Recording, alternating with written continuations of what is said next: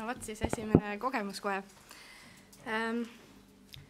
Täna valitsus otsustas heaks kiita tsiviilkohtumenetluse seadustiku muutmise.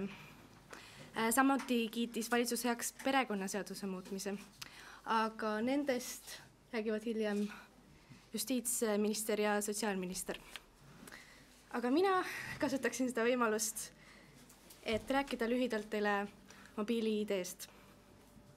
Nimelt valitsus kiitis heaks muudatused, mis puudutavad mobiili-ID vormis digitaalse isikutunnistuse kehtivusaega. Need muudatused jõustuvad 1.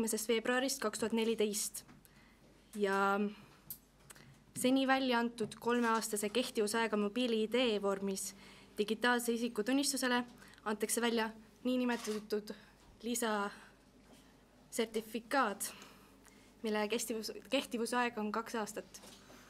Ja üleüldse on see selline teema, mis on pikk ja mille kohta muidugi peaminister ise oskaks palju rohkem öelda.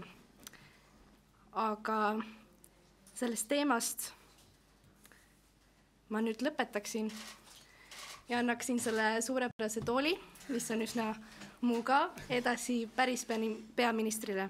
Andrus Ansip, palun.